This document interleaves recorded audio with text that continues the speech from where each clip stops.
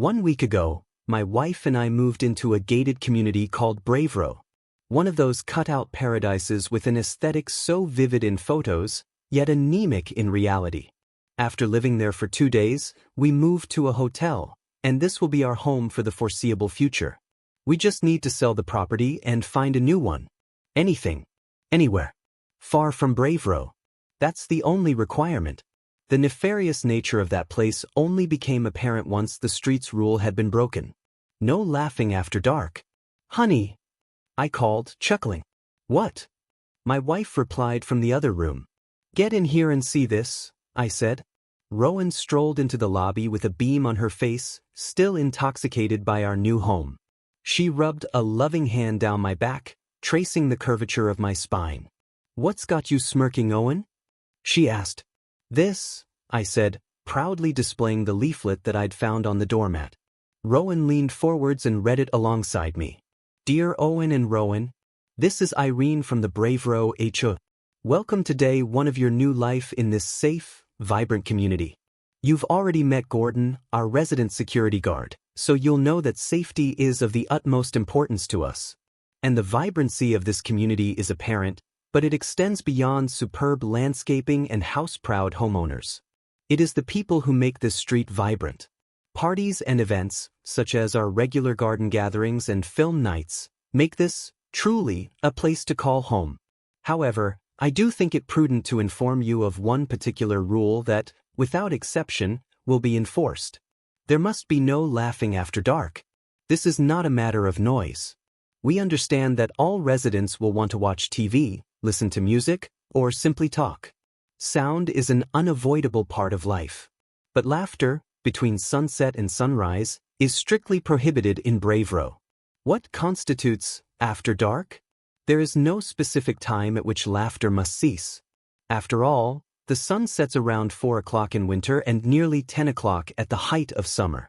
Moreover, there is a window of murkiness between day and night. I understand that this may confuse you. You might be wondering when to keep quiet. If you want my advice, Mr. and Mrs. Neville, I would suggest that you not risk laughing once the day's light starts to fade. Once the sun begins to creep close to the horizon. For this is not a rule enforced in a black and white manner. It is not even a rule enforced by the HOA. Aside from that, there really is nothing to bear in mind. I do not run an oppressive association. You've already read and signed the contract. You know how we operate. Grow your hedges as tall as you wish. Paint your front door a garish color. Walk the streets after midnight, if that pleases you. Just do not laugh after dark. I told you I didn't want to live with rich people. They're unhinged, my wife said. No laughing after dark? What sort of dystopian nonsense is that? I hate moving. There's always something the estate agent fails to mention. Some catch with every too-good-to-be-true property, I sighed. Sure. There was a broken dishwasher in the first place. The busted taps in second place.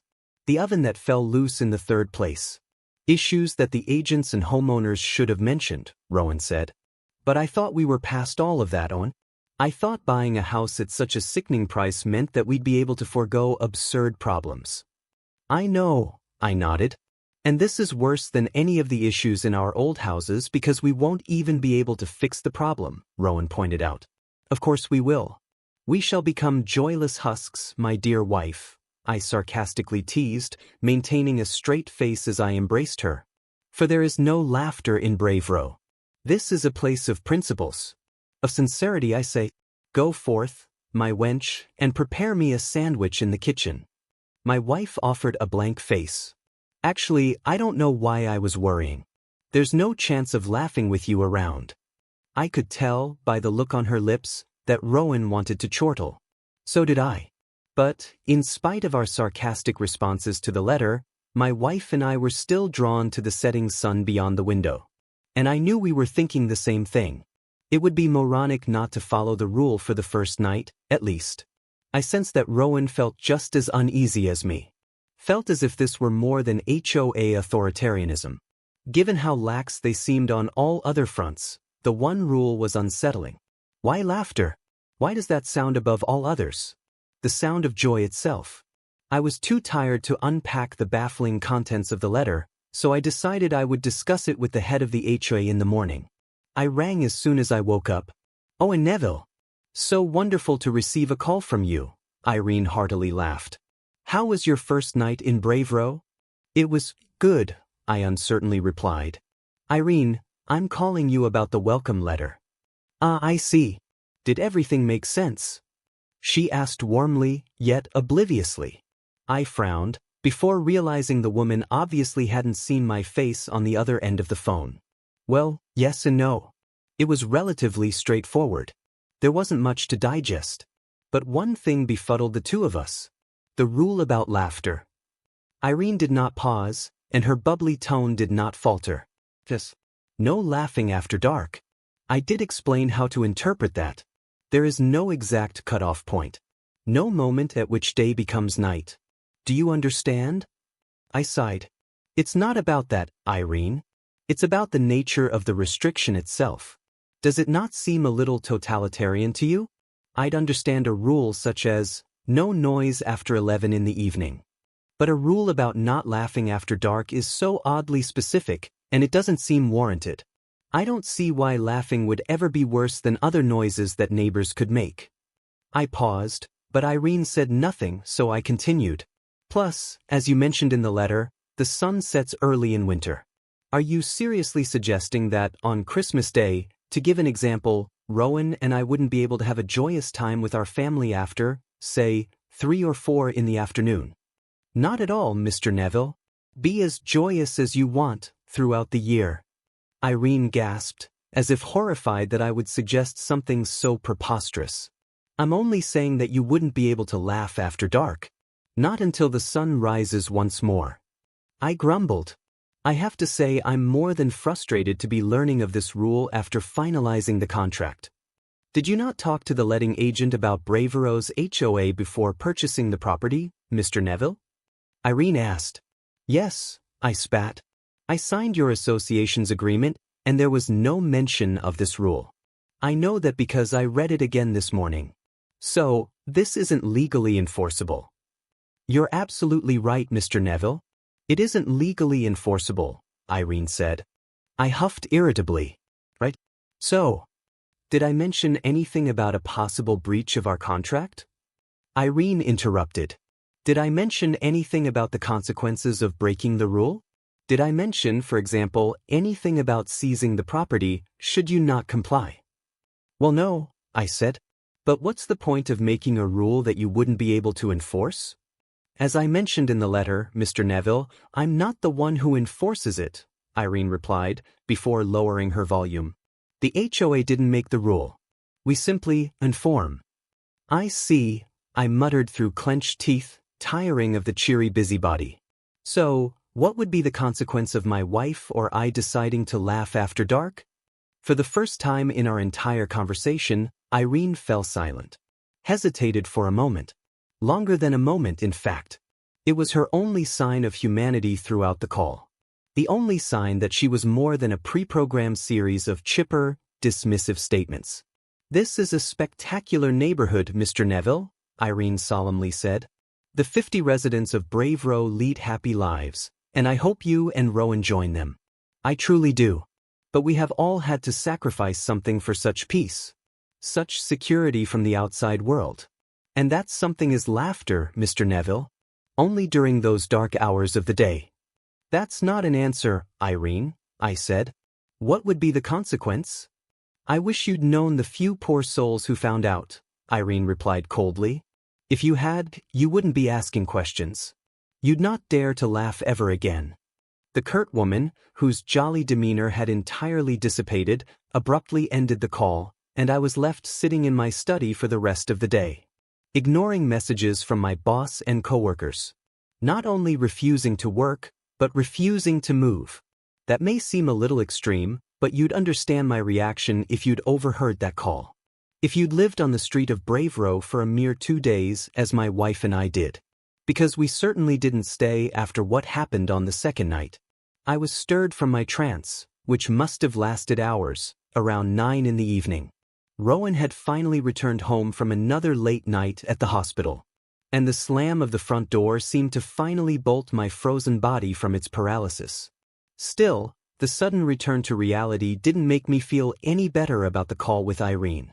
I didn't dismiss the rule as the overbearing control of a tyrannical association. No, I believed the old woman. I believed that something awful would happen if we were to laugh. I had no idea what that something might be, but I'm no fool. I wasn't going to wait for an answer. I didn't want an answer. I wanted my wife and I to sell our home. I wanted us to buy a hotel for a night and figure everything else out after that. Owen. Rowan called. I shakily stumbled out of the office, wondering what had possessed me. Wondering why my heart was beating so quickly. Irene's just a power-hungry socialite, I told myself. You should hire a lawyer. Talk about this arbitrary rule which wasn't included in the agreement. That was what the rational part of my brain said. However, the irrational part of my brain, the part steered by my sick gut, told me to ignore logic. Ignore reason. And listen to that ever-present dread in my heart. The dread that told me to listen to Irene. The dread that told me to take my wife away from Bravero. By the time I reached the lobby, I was panting.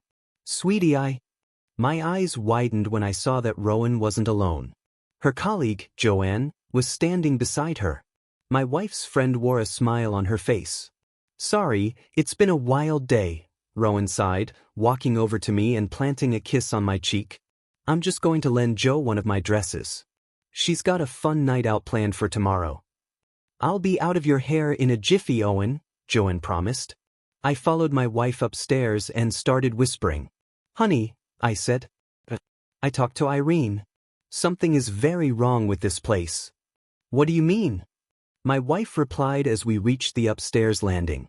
Did you tell her that the HOA didn't mention a noise rule in the agreement we signed? Yes, I said. She admitted that it isn't an official rule.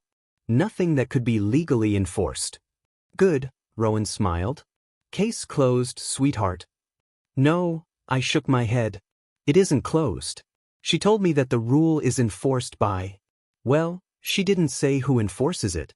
She just said some really disturbing things, Rowan.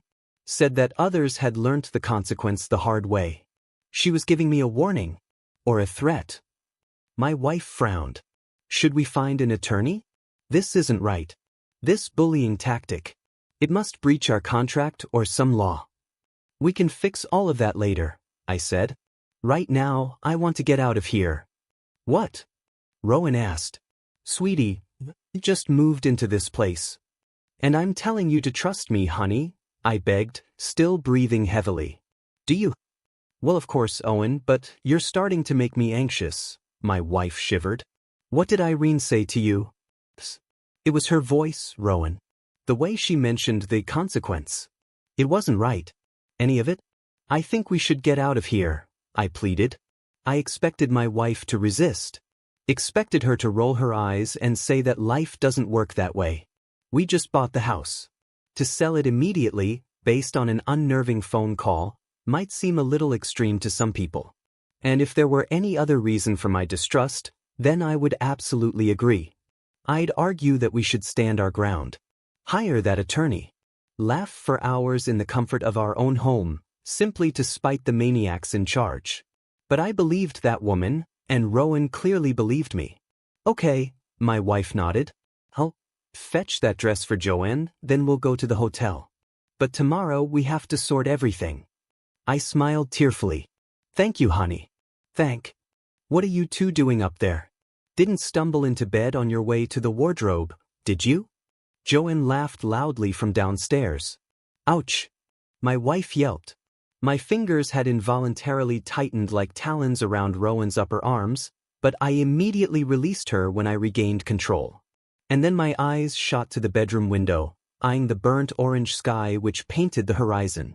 A sliver of sunlight persisted on that humid summer's evening. A glow at the end of a blackened tunnel. I prayed for the first time in my atheistic life. Prayed that Joanne had laughed before dark. Owen? Rowan whispered, lip trembling.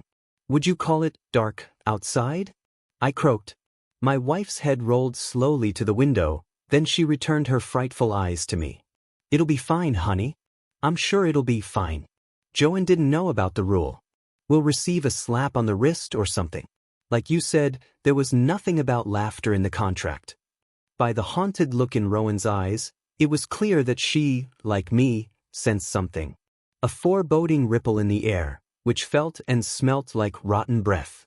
I felt it a day earlier, when we unloaded our belongings from the moving van.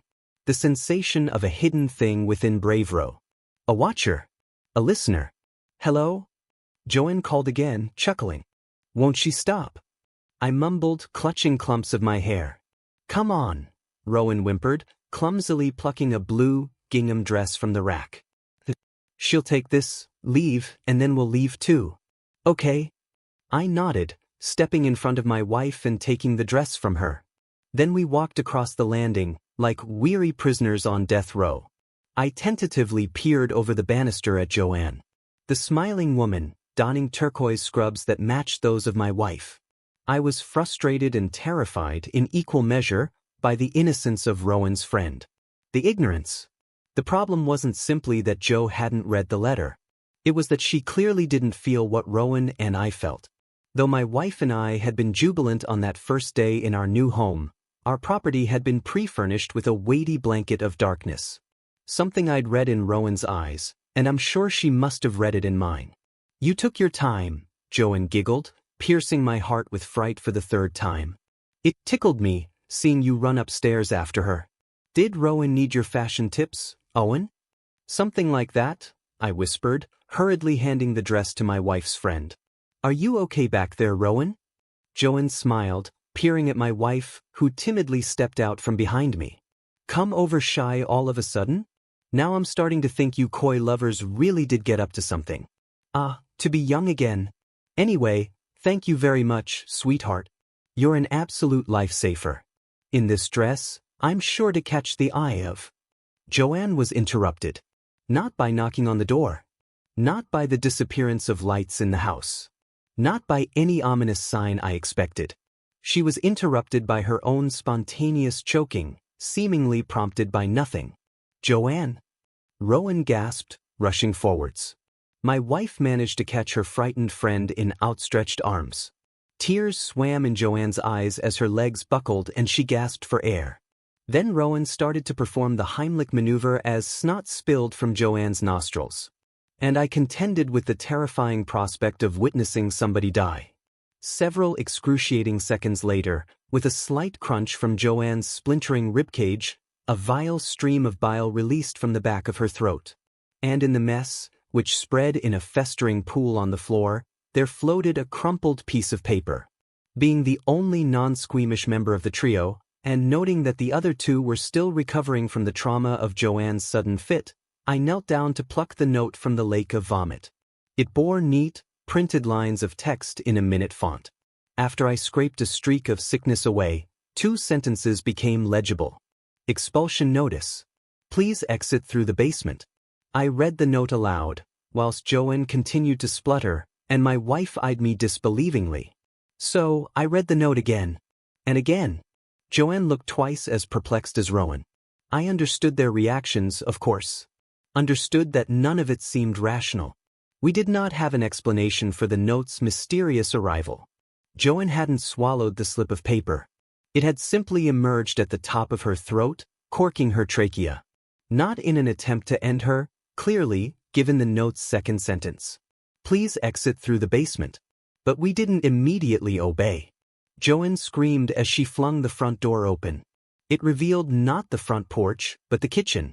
And the back door of the house opened onto the front entryway. Windows opened onto the interiors of various other rooms throughout the house. This was the case not only for Joanne, but for Rowan and me too. We were all doomed to the same fate. Trapped in a looping house, far from the real world, the horror of our predicament became unavoidable. We had one option. What happens if we do as it says? If we exit through the basement? My wife whispered. What is happening? Joanne wailed, barely registering anything. I shakily answered. You laughed, Joanne. What?